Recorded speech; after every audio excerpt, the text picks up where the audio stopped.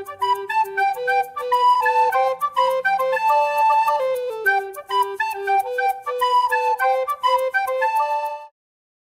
Share और subscribe करें हमारे इस चैनल को और बेल आइकन को दबाना ना भूलें ताकि हमारी वीडियो आप तक सबसे पहले पहुंचे। हेलो स्टूडेंट्स, आज के लेक्चर में हम लोग फेज स्पेस के बारे में पढ़ने वाले हैं। फेज स्पेस को हिंदी में कला आकाश कहा जाता है।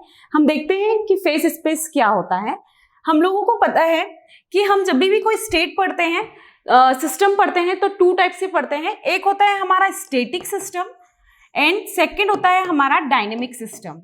ठीक है, स्टैटिक और डायनेमिक।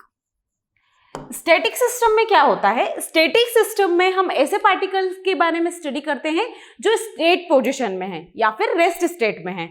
ठीक है, इस तरीके के, ये इसके लिए मैंने ड्रॉ किया है स्टैटिक के लिए। ठीक है, डायनेमिक का मतलब होता है मोशन स्टेट या फिर मूविंग स्टेट। ठीक है, मतलब आपके जो पार्टिकल्स हैं, जैसे ये मैंने आपको बताया है तीर का निशान लगा के कि ये किस डायरेक्शन में मूव कर रहे हैं। ठीक है, तो डायनेमिक का मतलब होता है हम ऐसे पार्टिकल के बारे में स्टडी करते हैं जो मूविंग स्टेट में है। ठीक है, तो स्टैटिक में क्या? ऐसे पार्टिकल जो रेस्ट स्टेट में है। डायनेमिक में क्या? ऐसे पार्टिकल जो मूविंग स्टेट में है। ठीक है, दोनों के लिए मैंने एक डायग्राम बनाया है, क्यूब बनाया है।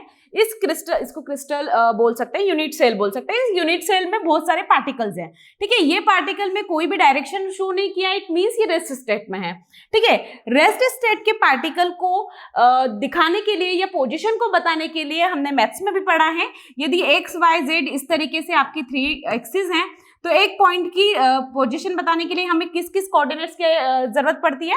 X, Y and Z. ये होते हैं हमारे पोजीशन कोऑर्डिनेट्स। इसका मतलब है कि ये जो पॉइंट है वो एक्स एक्सिस पे कितने कहाँ पे है, वाई एक्सिस से कहाँ पे है और जेड एक्सिस से कहाँ पे है। इन 3 कोऑर्डिनेट्स के थ्रू हम इस पॉइंट की क्या बता देते हैं? पोजीशन बता देते हैं। एज इट इज हमारा स्टैटिक में भी होता है। एक पॉइंट की अगर हमको पोजीशन बतानी है तो उसके लिए हमें सिर्फ और सिर्फ 3 कोऑर्डिनेट्स की आवश्यकता पड़ती है, वो है एक्स, वाई और जेड। ठीक है, स्टैटिक वाला समझ में आ गया। प्रॉब्लम कहाँ आती है? डायनेमिक में। डायनेमिक में हमारे पास प्रॉब्लम आती है क्या कि हमारा जो पार्टिकल है वो मूव कर रहा है ना, मूव कर रहा है, उसकी पर्टिकुलर डायरेक्शन भी है। तो मूविंग पार्टिकल के पास अपनी वेलोसिटी भी होती है और अपना मोमेंटम भी होता है। ठीक है, तो यदि मैं इस पार्टिकल की बात करूं तो एक तो मुझे एक्स वाई जेड की भी आवश्यकता पड़ेगी। ठीक है, क्योंकि 3 एक्सिस स्पेस में है, तो एक्स वाई जेड। बट यहीं पे बात खत्म नहीं होती, क्योंकि इसके पास अपना वेलोसिटी और अपना मोमेंटम है। ठीक है, तो वेलोसिटी क्या होगी? इसकी टोटल वेलोसिटी एक्स एक्सिस से अलग, वाई एक्सिस से अलग और जेड एक्सिस से अलग।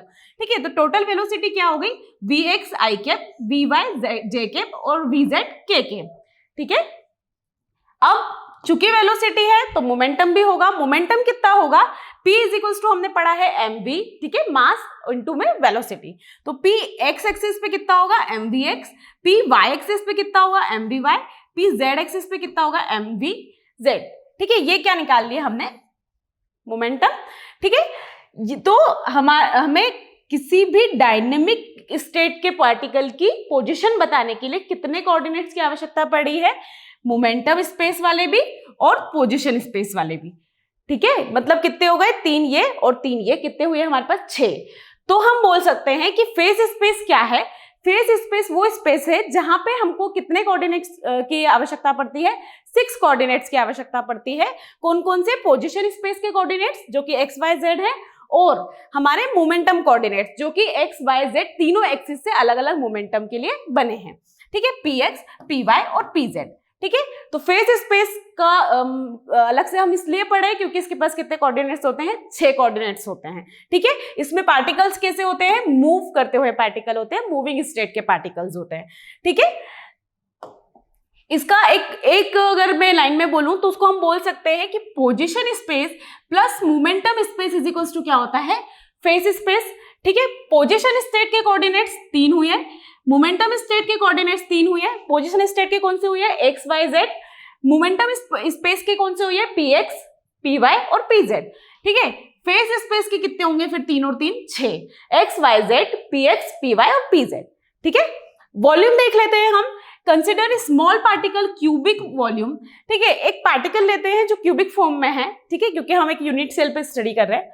इन पोजीशन स्पेस। ठीक है, पोजीशन स्पेस में इसका वॉल्यूम क्या होगा? डीवी से हम रिप्रेजेंट कर रहे हैं क्या होगा, एक्स वाई जेड, हमारे पास 3 ही एक्सिस है, तो क्या होगा dx into dy into dz। ये क्या हो गया हमारा वॉल्यूम काय में, पोजिशन स्पेस में, ठीक है, क्योंकि हमारे पास कोऑर्डिनेट्स क्या है, एक्स वाई और Z, that is equation number first.